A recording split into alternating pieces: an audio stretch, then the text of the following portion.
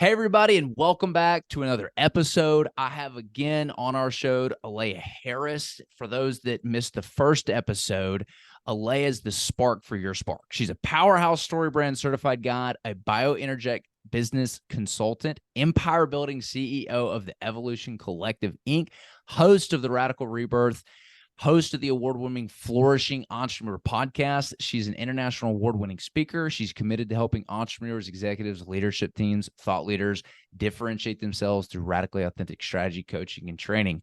How are you doing today? It's good to see you again. I am doing good, and I'm glad to be back again. I know last time there was a lot of radical authenticity talk, and now I promise I'm going to stick to the script and we're going to talk all things story. No, this was perfect because that's kind of like the part one, and this is the part two, because you can't really get to the story branding and using it to grow your brand and grow your business unless you understand first what it means to be radically authentic. Because you can't just go out there and start spewing a bunch of garbage and not be true to yourself, right? There's some cognitive dissonance that goes on if you're not touting what you do, then there's going to be a lot of, it's not going to come out as clean. So that was awesome. And so the first episode, we talked about being radically authentic, pouring out the oyster juice that sits in our bodies. We've all got this just crappy oyster juice that needs to be poured out. We do that by giving our true self a voice. And that oyster juice, it can come in a lot of forms. It can be just limiting beliefs you've had, bad past experiences, forgiveness that you need to give. We collect all these experiences, and it creates something that holds us down. And you talked about taking the right steps to get rid of that, to pour that oyster juice out so you could let your radical free self flourish and be authentic. And it was absolutely beautiful. So if you did not see that episode, go back and check it out. Today, I want to talk about how you can use that new radical authenticity in yourself to create an amazing story brand around yourself, your brand, and your business to get to the next level and grow your business. So I know that you are a story brand certified coach. For those that are not familiar with the story brand concept, why not unpack it real quick for us? Absolutely. So yes, I'm a StoryBrand certified guide. There are StoryBrand certified coaches. I'm a StoryBrand certified guide. Coaches are more talking you through the Business Made Simple framework, where I focus on the storytelling framework and helping you implement it. The StoryBrand framework, you guys are like, y'all have said StoryBrand 5 million times. I have no idea what you're talking about. Yeah. I'm sorry. I'm going to illuminate it for you right now. It's from a book called Building a Story Brand by Donald Miller.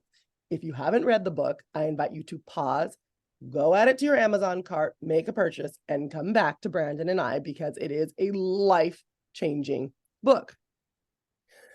In the book, Donald Miller takes concepts around the hero's journey, which is a very old and incredibly useful way of telling stories, and layers it into the world of business and marketing. He also simplifies the steps and the structure. The hero's journey, for the record, is not new. It was originally, from my knowledge, codified by a man named Joseph Campbell in a book called A Hero with a Thousand Faces. I have read A Hero with a Thousand Faces. It is dense. I mean, I'm not going to tell you not to read a book, but I would rather you read Building a Story Brand, because it'll be much more worth your time. But the main point of the format of story that Joseph Campbell translated was that it wasn't a framework that he came up with. It wasn't like he sat in his room with his, quill pen, it's an old book, and was like, let me come up with the hero's journey. He looked across generations, across locations, civilizations, people that could not possibly have communicated with one another, and realize that human beings tell stories in the same way. It's how we interact in everyday communication. It's how we best process information, and it's how we best understand concepts and it helps make them more clear. So when you communicate using narrative or story using the story brand framework, you're actually working with the brain of your clients rather than against the brain of your clients. Mm-hmm. If you just give here's some facts and figures, they're going to be like, okay, cool. They're not going to remember any of it. But if you tell it in a story, they will remember it and be more likely to buy from you. The story brand framework is a formally, and its government name, known as the story brand SV7 framework, because there are 7 parts of the framework. You have a hero who, spoiler alert, is not you. You are not the hero of this story. The hero of this story is your client. So you have a hero who wants something bad. Ooh, they want something bad, but they have a problem. Something's getting in the way of what they want, and they can see it with their eyes. They understand that problem with their head. It's an external problem, but they also feel that problem inside of them. There's feelings, there's emotions attached to this problem. And then there's philosophically, there's just something, it's just plain wrong, truthfully, that they have to deal with this problem, right? All of those things, the problems getting in the way of what they want. But then that's where you come in. You're like, well, who's this story about? Well, the story is about them, but you actually play the strongest role because you have a hero who has a problem and they need a guide. And that guide, my friend, is you. You are the one who steps in, like we talked about in our last episode, with empathy and authority, saying, no worries, bucko. I know how to deal with this problem. I've done it for other people before. I've done it for myself, maybe, and I have all these super duper credentials. Let's go. I got a plan. And it's a 3-step plan on how I'm going to take you. I'm going to call you into action, tell you we're going to go do this thing, and I'm going to take you to success and help you avoid failure. That is the story brand framework. Character, problem, guide, plan, call to action, success, failure. Right? Throughout all of this, your hero is having some type of transformation. They're going from someone who had a problem before and now they don't. And so that means that their identity is shifting. Let me give you an example, because you're just like, you've said random words at me. I'm going to give you an example using a landscape architect story. Okay. Okay. You ready? Ready. Do you take pride in your lawn, Brandon? Is that a thing for you or not really? I working at Ace Hardware in college, I realized that I did not want to spend one single minute of my life ever in a yard when I saw how much time people were spending there. So I pay people to do it who are passionate about it, if that counts. Yes, it does count. And it actually leads perfectly into my story. So thank you. I promise this is not a plan. So let's say you, Brandon, your yard is all right. Let's say just all right. It's okay. It's all right. Right? I mean, every once in a while, maybe a brown patch or a weed, but it's fine. It's totally fine with you until Joe moves next door, right? Yeah. Joe's lawn is impeccable. And you feel all right, do you, Joe? So Joe's kind of a twit about it. He's always coming over you, talking over your fence about like, well, my lawn, my this and my that. And all of a sudden, all the other neighbors, because they're like tired of hearing Joe talk about how great his lawn is, they start stepping their lawn game up. And all of a sudden, Brandon, you're looking around, you're the only one on the block with some brown patches and some weeds, because everybody else has been influenced by Joe. So Joe can just shut up. I've got a problem now. Yes, you have a problem now. What do you want? You want a nice lawn. What's the problem that's getting in the way? Well, let's say you don't have anybody hired. You've been trying to do it yourself in between, your busy schedule and all this stuff. And your lawn is a mess. Your lawn is a mess. And before, that didn't really make you feel any kind of way. But now it makes you feel embarrassed. Yep. And it's just plain wrong, philosophically, that you are the only one on the block that has a subpar lawn. Yeah. I'm going to pause right there for a second.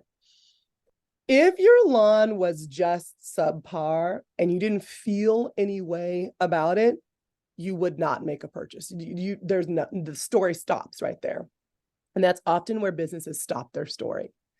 They don't actually give people or tell people what they need to know to move into action. You're only moving because you're embarrassed. You're only calling up a landscape architect or a person to do your lawn because you're embarrassed about it. Before then, you were fine. So I want to keep that in mind. People shop because of the external problem, the problem that they see. They buy because of how it makes them feel. So don't forget feeling words in your marketing copy. Moving on. So you have this problem, right? And then you're going to meet a guide. And if this guide can tell you, yeah, man, I do all the lawns in the neighborhood. Every single one. Cheryl down the street, she was tired of Joe too. So you know what we did? We made sure that her watering schedule was twice what Joe's is. So her lawn will always be greener than Joe's. And you're like, Mhm. ooh, that's empathy right there. He's basically saying, I get it. I know how much of a twit Joe is. and I've already helped 5 other people shut Joe up about his lawn, right? Empathy and authority. Then he goes, here's what we do. Here's your 3-step plan.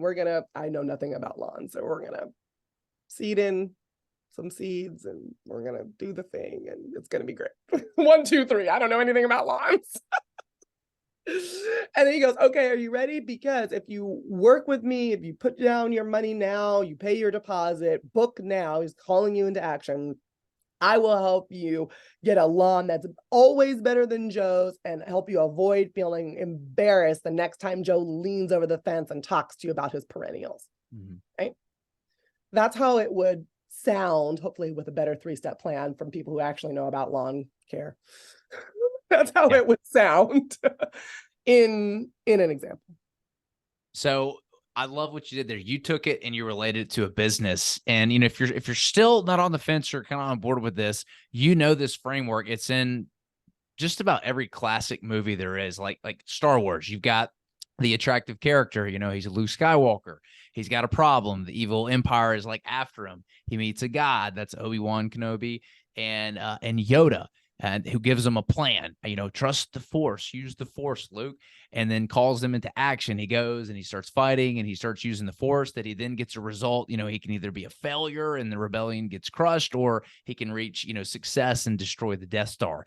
And along the way, he's kind of this guy at the beginning that doesn't really have it all together. He's kind of confused. He's kind of like a young buck. He's not a Jedi. He doesn't know how to use the Force. And at the end, he's like this hero that saves the universe. And so what you're saying is our job is to take our customer, who's the attractive character, and try to put them through this journey, or at least be able to advertise this journey that they're going on so that they can get emotionally invested in this process and see, you know, for us, it might be someone who's working in a business. They don't see any end. They stop. The income from the business stops. They're like, oh my gosh, I've got this problem. I have to trade my time for money. You know, I can't retire. You know, what am I going to do? And then it's all right. Well, that's a problem. And then who's the guide? You know, companies that allow them to diversify into real estate assets and create consistent income. And then here's what you need to do. You follow the steps, and then eventually they become somebody who's, you know, retired and, you know, sitting on a beach or, you know, doing whatever they want to do, whether it's spend more time with kids or whatever have you. It can be very difficult to put all of this into play. You know, one is, you know, the guide is you, it's your business. You are Yoda. You are Obi-Wan. Yep. You're Yoda. You're Obi-Wan. How, for those that are thinking about implementing this, what is the best way to put this message in front of customers? You know, like we've got a video on our website, you know, that talks about what we do and kind of shows this journey that they go on. TV commercials will do it. You'll see it with like mops and stuff, you know, dirty house, and people coming over kind of looking at it kind of weird. And then the mop and the new mop, and then all of a sudden it's clean and people are like, wow, your house is so clean. And, you know, she's like a superhero with like the mop. So you see different advertising ways. Is this something that needs to go like what do you think is the best method of delivery for this story brand framework to get your customers to see the big picture? So first of all, welcome. This is now how you speak. Like that's how you have to adopt it. This is now how you market. So it's not about where do I put this story this one time, oh, it's going to live on my website. It's about it living everywhere. Anytime that you're speaking about your business in writing or verbally, this is how you do it. Now, do you need to use all parts all the time? No. Your website should flow pretty much in the flow of the story from top to bottom on your homepage. And you would, you know, grab them with the problem of the hook, talk to them about what they want, all of those things down your homepage. But if you're writing, for example, a social media post, you could write a social media post that solely focuses on the internal problem. a social media post that solely focuses on success, a social media post that solely focuses on you as the guide, not too many, but as you as the guide, right? Even just you as the empathy part of being a guide, right? But then as a whole, your social feed will include elements of the story brand framework. When you introduce yourself, this guy, the landscape architect, right, that I was having in my story, he could introduce himself at I don't know if landscape architects go to networking events, but everybody has a networking event or the local homeowners association event or whatever. And he goes, yeah, I'm a landscaper. Okay, great.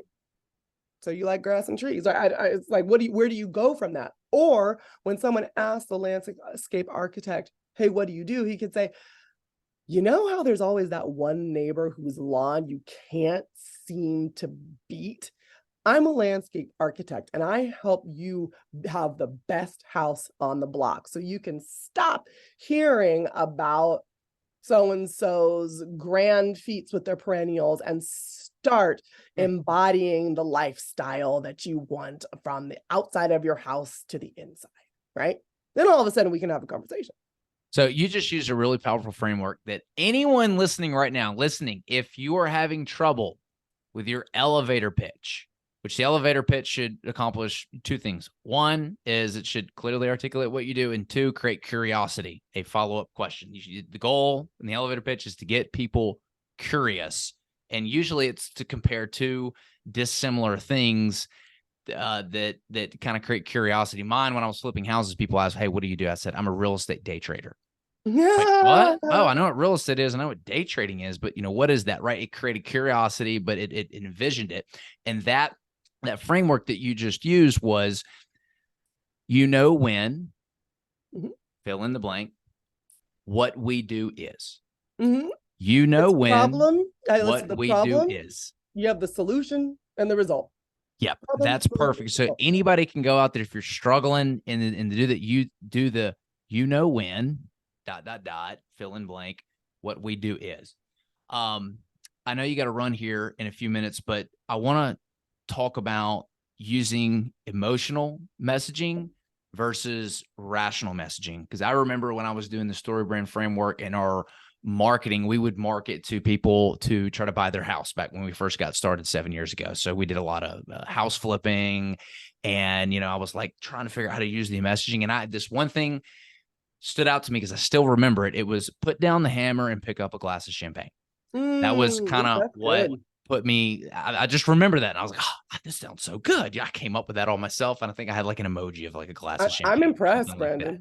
Like talk about the difference between using rational messaging, which is what our prefrontal lobe cortex really wants to do, versus the emotional messaging that really is what drives true decision making. Mm-hmm. So first of all, they coexist. So you don't necessarily do one or the other, right?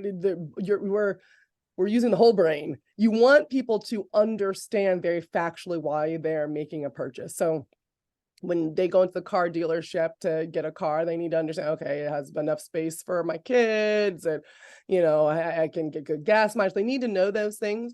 And then they also need to feel the wind in their hair and be like, oh my gosh, I feel so sexy or so cool or whatever, right? Or I feel like I am the most capable super mom on the planet, whatever it is, right? They need to have both.